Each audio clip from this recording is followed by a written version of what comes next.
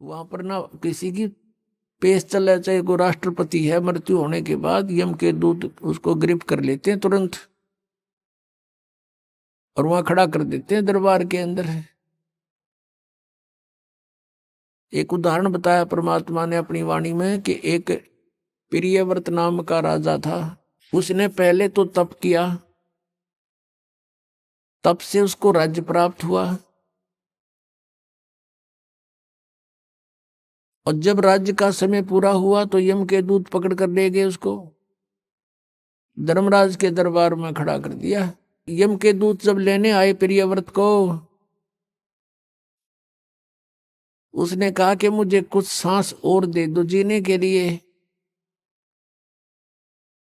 उसका बहुत लंबी आयु थी, बहुत लंबी आयु तक उसने राज्य किया था और फिर भी जीने की आशा थी। कहा यम के दूतों से कि मुझे कुछ और श्वास दे दो।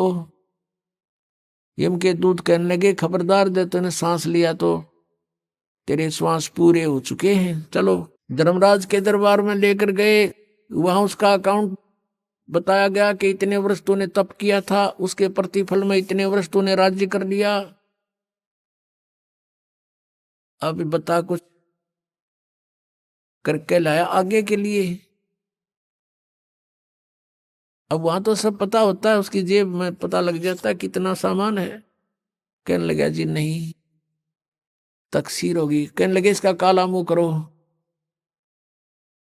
अब प्रियव्रत कहता है मेरा काला मुंह क्यों किया जाता है, राजा था पूरी पृथ्वी का। तो धर्मराज ने कहा कि भक्ति के लिए भेजा था, भक्ति करे नहीं डले डोए। और फिर वो प्रियव्रत कहता गलती बन गई। धर्मराज कहता मैं तो गलती की सजा देता हूं, जाओ पशु की योनि में जा राजा, अब गधा राजा बन जा। परमात्मा कहते हैं कबीर हरि के नाम बिना ये राजा रसब हो, रसब माने गधा। और मट्टी लदे को मार के और घास न डाले कोई। अपने आत्माओं वो परमात्मा कितने दयालु, हमें कितनी कितनी कितनी वाणी बोल करके बता रही हैं। और साथ में ये भी बता रहे हैं कि तू मुझे पहचान ले, तेरा सब झंझट खत्म कर दूंगा, ये रास्ता न खत्म कर दूंगा जन्म और मृत्यु का। तो पुणात्माओं कहते हैं उस दरगाह में मार पड़ेगी, यम पकड़ेंगे बाही, जा दिन की मुझे डर नहीं लागे, लज्जा रहे कि नहीं। फिर क्या बताते हैं कि नर नारायण देह पातू फिर 84 जाही। परमात्मा जैसा शरीर मनुष्य का शरीर आपको मिला है, परमात्मा का ऐसा ही मनुष्य सदृश शरीर है। इसलिए परमेश्वर को भी पुरुष कहते हैं, और उस पुरुष ने मनुष्य को अपना शरीर दिया है तो मनुष्य को भी पुरुष बोलते हैं। लेकिन परमात्मा का जो मटेरियल है शरीर का, वो हमारे जैसा नहीं है। असनाविरम शुक्रम अकायम, असनाविरम, उसका शरीर माता पिता के योग से बने शुक्र का नहीं है।